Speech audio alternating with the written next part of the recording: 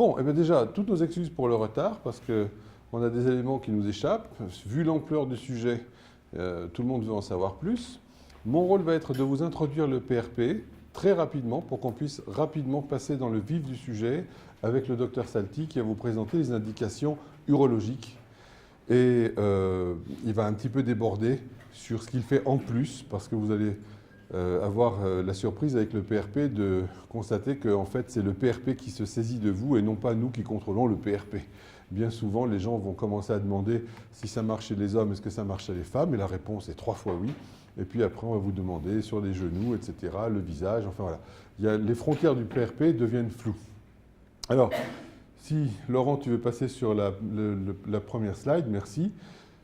Je suis le co-inventeur du nouveau système pour extraire le PRP le plus concentré et efficace possible du sang de votre patient. On appelle ça un traitement autologue, c'est-à-dire qu'on va utiliser les propres plaquettes du patient de manière extemporanée.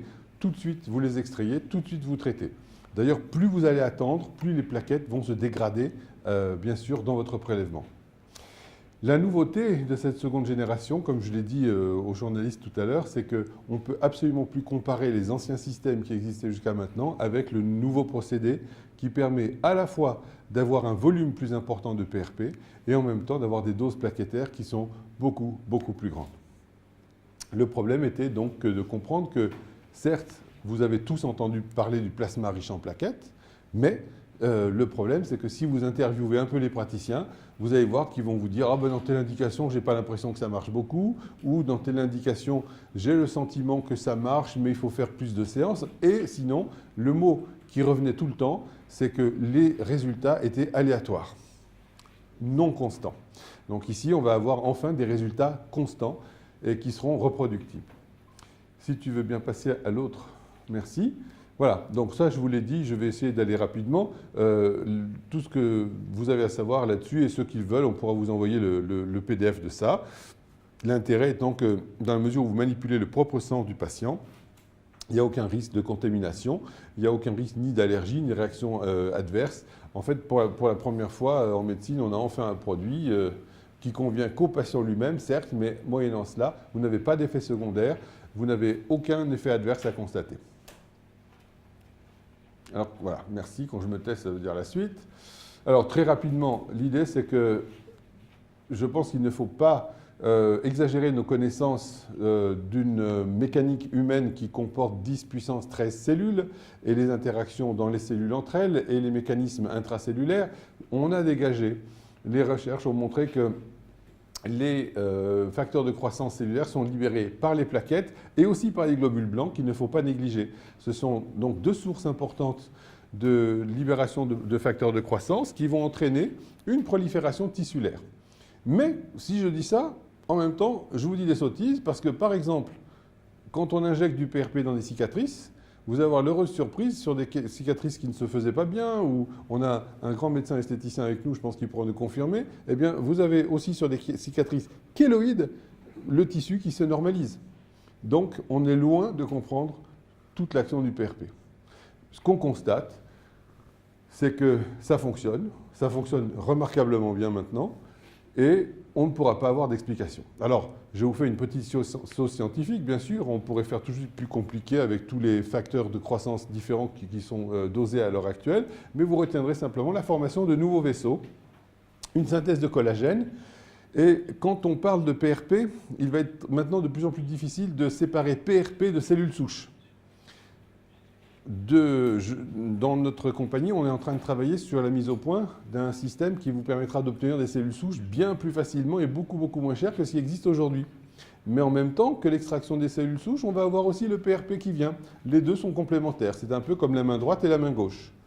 Donc, le PRP, de manière indiscutable, va aussi agir sur les cellules souches présentes dans le tissu.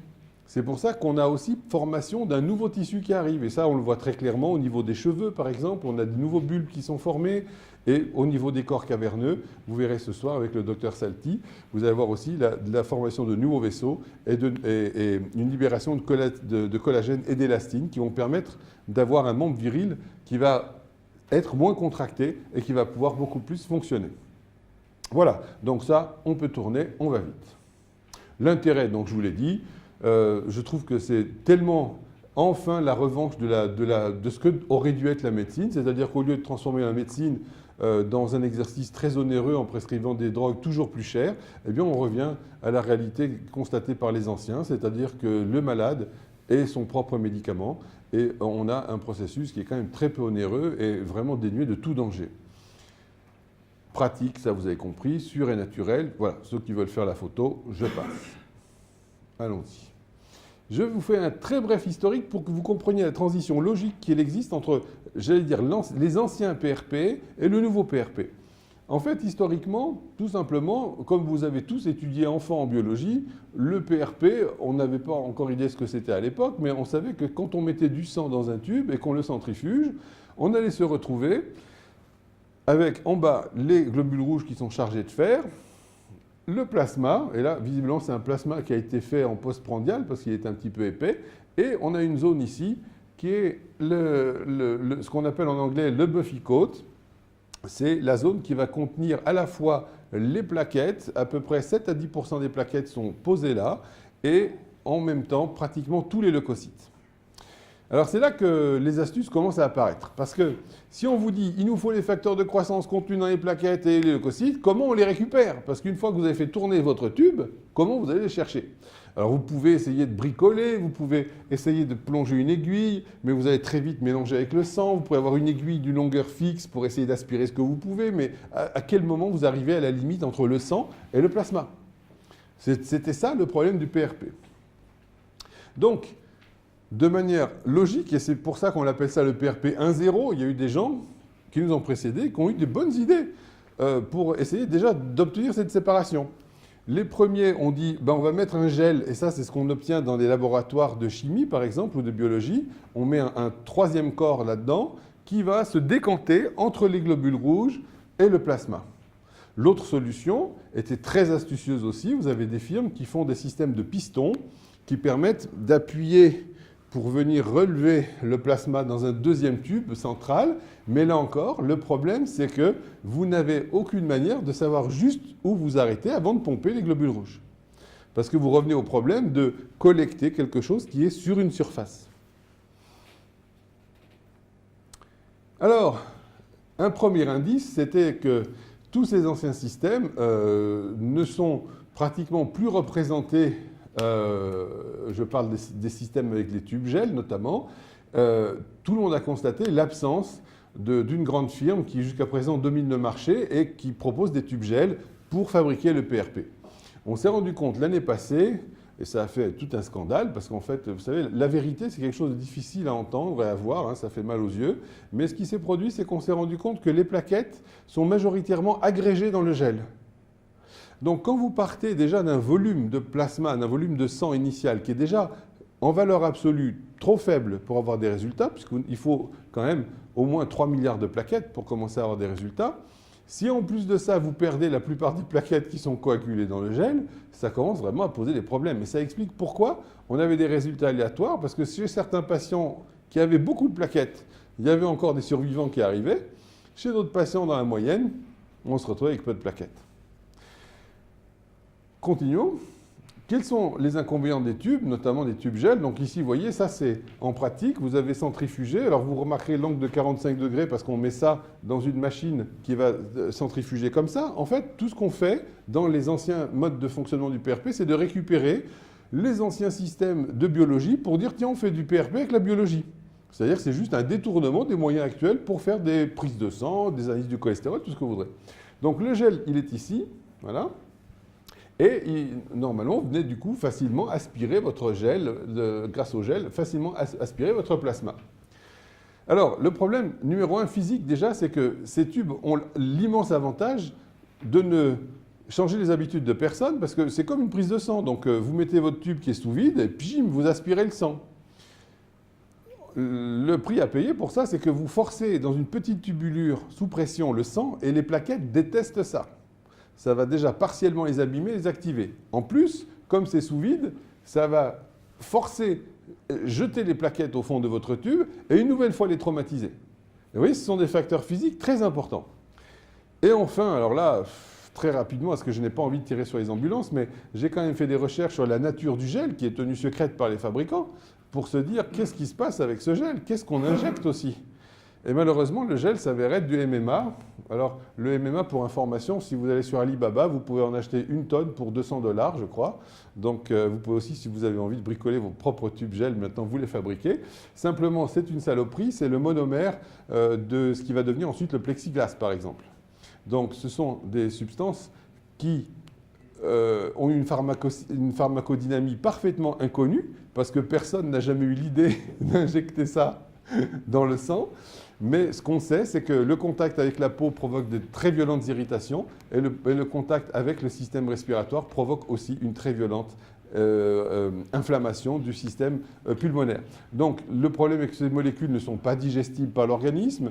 Ça rappelle un peu ce qui se passait avec l'amiante, mais ce ne sont pas des molécules de forme pointue. Donc on ignore ce que ça donne, mais certainement ça se stocke dans l'organisme où ça va finir par faire probablement des inflammations. Donc au total, mauvais rendement plaquettaire, voilà, et pas assez de plaquettes au départ, on passe. Je pense qu'ils sont endormis à la régie. Voilà. Très brièvement, pour que vous compreniez qu'il faut maintenant qualifier le PRP. Un petit peu, aujourd'hui, vous savez choisir une voiture parce que vous avez des notions de cylindrée, de consommation. Quels sont les paramètres pour le PRP? Merci. Vous pouvez servir une tasse de café au type derrière l'écran, hein, ça va nous faire gagner un peu de temps. Alors, jusqu'à présent, il faut vous méfier de tous les fabricants parce que les fabricants, ils ont l'idée de faire des dispositifs et de les vendre aux médecins. Là, pour une fois, c'est un médecin passionné qui dit « j'en ai marre, je vais faire mon dispositif ». Donc, évidemment, on essaye de vendre notre tube qui part comme des pains, c'est un autre problème, mais je ne suis pas là pour vous vendre de la salade. Donc, je vous demande aussi de critiquer tout ce que je dis parce que je devrais pouvoir le défendre. Le problème est que si vous avez des volumes qui sont différents de prélèvements, avec du coup des dispositifs qui n'ont pas le même rendement plaquettaire, comment arriver à unifier ça? Je pose le problème. Deuxièmement, l'idée c'est que si vous regardez les documentations, tout le monde va vous donner un seul chiffre, c'est la notion de la concentration. Ah, j'ai un 3 fois, j'ai un 6 fois, j'ai un 12 fois, j'ai un 1 milliard de fois si ça pouvait exister. Mais la question c'est comme ce type qui est compacté tout seul dans son armoire, vous comprenez que la dose qui va être délivrée, ce n'est pas du tout la même si on met 3 personnes dans un placard qui sont très concentrées, mais en petit nombre. Et si on prend la grande place ici et qu'on met 100 000 personnes dedans, elles seront très concentrées aussi, mais ça va livrer beaucoup de personnes. Vous voyez, la notion de concentration passe au second plan au bénéfice de la notion de dose plaquettaire qui va apparaître. Les deux facteurs qui sont déjà maintenant, comment je dirais, chez les scientifiques qui font de la recherche, maintenant largement acquis, et ça je travaille avec Magalon à Marseille. Les deux facteurs sont quelque chose qui va qualifier la quantité, c'est la dose plaquettaire utile, c'est-à-dire que malheureusement, ça n'existe pas encore un rendement de 100% dans n'importe quel dispositif, et bien on n'échappe pas à la règle dans le PRP, on va avoir de la perte, qui est la dose utile, et la seconde notion de pureté. La pureté va sous-entendre deux notions, c'est-à-dire l'absence d'hématie et la présence ou non de leucocytes. Alors, je vais être sympa avec vous, parce que je veux surtout donner la parole au Dr Salty, c'est lui qui a des choses importantes à vous dire, mais là je voudrais juste que vous compreniez pour le PRP. La démonstration mathématique se fera facilement sur notre site à World PRP si vous voulez la lire. C'est des mathématiques niveau terminal, c'est extrêmement simple. Je ne vous parle pas de choses complexes. Mais vous retiendrez ceci, c'est que l'idée de base pour pouvoir qualifier un dispositif, c'est de dire quel est le rendement plaquettaire comparé au volume de PRP obtenu. Vous allez tout de suite comprendre la finesse, ça se fait en un mot. Imaginez que je vous vende comme PRP votre propre sang. Je l'aspire et je vous le réinjecte. En faisant ça, c'est quoi? C'est que vous avez un rendement qui est magnifique, c'est 100% du sang, c'est 100% des plaquettes. Il est divisé par un volume qui est 100% du volume. Et là, vous voyez, le rapport donne 1. Par conséquent, du coup, grâce à cet index, on peut avoir une idée du rendement du dispositif. Suivant, s'il vous plaît. Les calculs mathématiques, très faciles à faire, vous démontreront que ce paramètre que j'ai appelé le RSI, parce que personne ne s'était donné la peine de faire quelques maths avant qu'on mette le nez là-dedans. Hein. Bon. Alors, dans deux mots, la dose plaquettaire administrée est directement dépendante de deux facteurs, bien sûr, le volume de PRP obtenu et surtout cet index qui est qualificatif du dispositif en question. Plus tu peux tourner, plus l'index est élevé, plus vous avez affaire à un dispositif qui vous fournit vraiment ce qu'on va pouvoir appeler du PRP, du plasma riche, ça veut dire du plasma enrichi en plaquettes. D'accord ? Mathématiquement, du coup, vous avez deux catégories qui vont tout de suite émerger avec les propriétés des différents dispositifs. Vous avez les séparateurs et les vrais concentrateurs. Les séparateurs, c'est-à-dire que c'est tous les dispositifs ingénieux les uns avec les autres, le gel, le machin, les pistons, tout ce que vous pouvez imaginer, pour séparer simplement les hématies. Et là, dans ce cas-là, vous avez un PRP qui est pauvre et qui se caractérise par un RSI qui est plus petit que 3. C'est au-delà de 3 qu'on va pouvoir réellement parler de concentration. L'objectif, c'est d'administrer le maximum de plaquettes. Et donc, vous voyez que les trois facteurs dans l'ordre maintenant apparaissent, c'est le rendement, la pureté et la concentration. Du coup, Laurent, merci. On a, si vous analysez comme on le fera dans un instant, on est le seul dispositif à pouvoir vous proposer toutes les conditions à la fois. Les séparateurs, les tubes, les gels, les machins vont obtenir une bonne pureté. C'est-à-dire qu'on est capable de séparer, comme le nom l'indique. Le prix, c'est que vous allez avoir un rendement très mauvais, donc vous allez avoir de la pureté, mais pas une bonne quantité. De l'autre côté, vous avez quelques rares machines automatiques mode américaine, très chères à l'utilisation parce que ça coûte très cher les consommables, mais qui sont capables de monter à 6 fois, par exemple, la concentration du plasma. Malheureusement, ces machines, elles ont tout un point commun, c'est que la pureté est absolument dégueulasse et le produit que vous obtenez à la sortie est très rouge parce qu'il est très chargé d'hématies. Donc vous voyez qu'on n'a jusqu'à présent personne pour contenter tout le monde.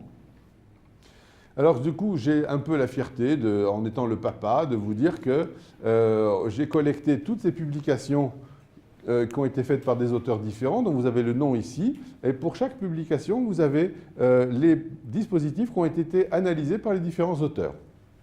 Alors, on retiendra bien sûr que c'est pseudo-objectif, parce que je suis trop mathématicien, et surtout en biologie, pour surtout pas vous vendre des chiffres, parce que ça a été fait sur des patients différents, par des manipulateurs différents. Est-ce qu'ils manipulaient très bien les dispositifs à chaque fois? Mais c'est pour vous donner une idée, parce que les écarts sont très vastes. Et donc, on sort largement en tête, tant par la pureté, qui a été à nouveau constatée à Paris. À l'IMCAS, on est arrivé en tête très largement. On a une pureté absolue, pas de leucocytes si on n'en désire pas, et zéro hématie. Le rendement plaquettaire, nous sommes au top, avec les différentes fractions qu'on va pouvoir identifier. Et enfin, la dose plaquettaire donc utile, qui est absolument gigantesque. On arrive à des doses, si on veut, de 8 milliards 75 de plaquettes. Et le tube est tellement versatile qu'il va être utilisable dans tout un tas de domaines différents. Par exemple, en urologie ou en médecine esthétique, on va avoir besoin de volume tout court pour gonfler les volumes qu'on veut traiter, et bien sûr aussi du volume pour pouvoir apporter plus de plaquettes. Donc là, ce n'est pas un problème. Mais quand vous allez injecter dans un genou où le volume est limité, vous ne pouvez pas bourrer dans un genou 12 millilitres de plasma. Et encore pire, parce que là, ce soir, on n'en parlera pas, j'espère qu'on va pouvoir faire bientôt une conférence là-dessus, mais dans le domaine de l'ophtalmologie, où on a des résultats merveilleux avec le PRP, on injecte 0,1 millilitre. Et donc là, vous avez intérêt à avoir un plasma extrêmement concentré. Donc le dispositif permet de faire toutes ces options à la fois. Alors, très rapidement, en fait, vous allez me dire, il a inventé l'œuf de Colomb, mais c'est exactement ça. C'est pour ça que je suis content de vous dire que je suis très content que ça marche bien, mais franchement, il suffisait juste d'y penser. L'idée, c'est ça. C'est de réaliser une forme de sablier. C'est-à-dire qu'il faut quitter une fois pour toutes la forme du cylindre, qui ne nous sert strictement à rien, parce qu'avec le cylindre, on se retrouve avec différentes fractions qui apparaissent, mais on ne peut pas les séparer. Et pour les séparer, il faut en fait un entonnoir. Si vous avez versé de l'huile d'olive, n'est-ce pas? Eh bien, vous n'avez pas d'autre façon de faire qu'un entonnoir, parce que vous ne pouvez pas arriver à faire autrement. Et donc, ce n'est pas en soi une révolution, mais c'est juste l'idée de l'appliquer enfin au PRP. Mais en fait, le système est parfaitement généraliste, c'est-à-dire qu'avec le système, on peut centrifuger du tissu adipeux et récupérer les cellules souches qui vont être magnifiquement pompées en surface. C'est extrêmement simple à faire aussi, parce que tout simplement, c'est la solution générale d'un problème physique qu'on rencontre dans un cylindre qu'il faut couper. Donc on a une surface d'un cylindre pour faire en 2 dimensions qu'on va transformer en un point, ou si vous préférez, on a une zone qui est un disque qu'on va transformer en un volume le plus limité possible. Alors voilà à quoi ça ressemble quand vous avez centrifugé. Donc ce n'est pas quelque chose de courant encore, puisque c'est le nouveau PRP. Mais vous voyez qu'on va apercevoir très très bien le surnageant, le Buffy coat, ou si vous préférez ici, le nuage leucoplaquettaire, qui contient environ 7 à 10% des plaquettes compactées avec les leucocytes. Et là, ici, on a une concentration de 32 fois le plasma, ce qui va être l'instrument idéal pour nos amis ophtalmologues. Alors eux, ils vont concentrer ça en un seul point, et ils vont injecter ça, et ils ont des résultats absolument merveilleux. Pour ceux qui font de l'orthopédie, généralement, ils vont prendre la fraction ici. Vous avez une fraction de surface, on va voir dans un instant, une fraction moyenne et une fraction inférieure. La fraction inférieure contient environ 60% des plaquettes et elle va être idéalement injectée dans tout ce qui est articulaire pour avoir un volume de 3 ml avec une quantité délirante de facteurs de croissance. Et là, vous avez vraiment des résultats qui vont être percutants. Donc ici, l'un des points essentiels aussi que je voudrais souligner, c'est que vous avez avec ce dispositif, vous êtes les seuls à pouvoir visualiser la qualité du plasma obtenu. Parce que quand vous ferez cela, vous verrez qu'il y a des patients qui sont en mauvaise santé, par exemple des vieillards, des gens qui ont des polypathologies. Ils ne vont pas du tout avoir ce nuage. Vous allez avoir les globules rouges, le plasma posé dessus et quelques rares petites choses qui touchent les globules rouges. Et ça signale un plasma de mauvaise qualité. Donc ça, vous ne pouvez pas faire de miracle avec ces gens-là. Vous savez tout de suite que vous allez avoir de la peine pour les traiter. Le rendement, on arrive à plus de 87%. Enfin, on s'en fiche, ce sont des chiffres. C'est pour dire qu'on a un très haut rendement. La pureté, vous avez vu. La concentration, on s'en fout, mais ça monte beaucoup. Et enfin, la dose plaquettaire de 3 à 8 milliards de plaquettes administrées. Avec ça, vous êtes heureux. Continuons. Voilà. Alors, vous avez soit la voie de la concentration pour obtenir un PRP extrêmement compact, soit vous avez l'autre voie de la collection des fractions différentes obtenues. Je passe très vite. Voilà.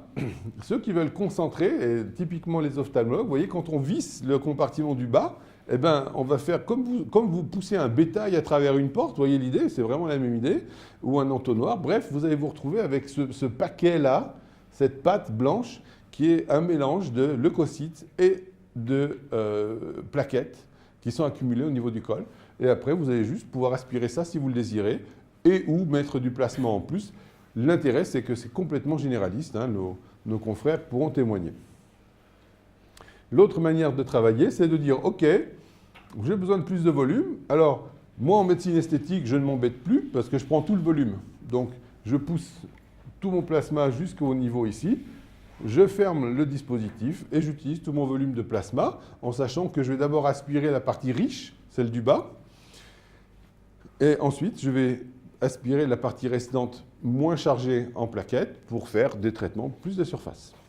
Mais ce plasma pauvre n'est pas à jeter pour autant. Enfin, il y a aussi une autre manière encore d'utiliser le kit, c'est de dire que typiquement dans les domaines comme la dentisterie, on a besoin de boucher des trous après des extractions.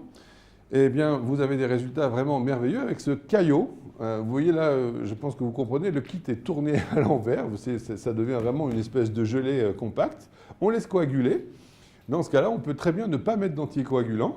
Et vous avez donc le caillot de PRP, qu'on appelle du plasma riche en fibrine maintenant. Et c'est cette espèce de gel qui est utilisé aussi par les spécialistes du genou notamment, où ils injectent directement le gel qui va faire aussi office de coussin dans l'articulation. Donc vous avez vraiment un énorme choix, parce que là, je ne peux pas être plus généraliste que cela. Et enfin, un dernier mot très important, c'est que, comme vous avez compris, initialement, on est passé des systèmes biologiques existants en les détournant pour faire du PRP. Maintenant, j'ai le plaisir de vous dire qu'on a vraiment des machines dédiées au PRP. Là, on ne peut pas y échapper.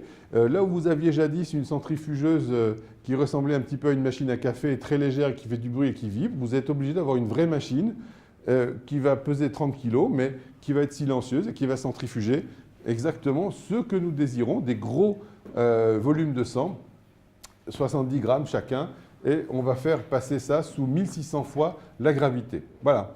Et donc, avec tous ces outils-là, vous n'avez plus d'excuses pour ne pas avoir du très bon PRP. C'est seulement grâce à ça qu'on a enfin des résultats. Et ces résultats, maintenant, c'est le docteur Salti qui va vous en parler dans le domaine de l'urologie, avec les résultats plus qu'enthousiasmants qu'il rencontre pour le traitement des insuffisances érectiles ou, si vous préférez, de l'impuissance. Voilà, j'ai fini pour mon côté. J'espère que je n'ai pas été trop long. Mais il y avait beaucoup de choses à dire.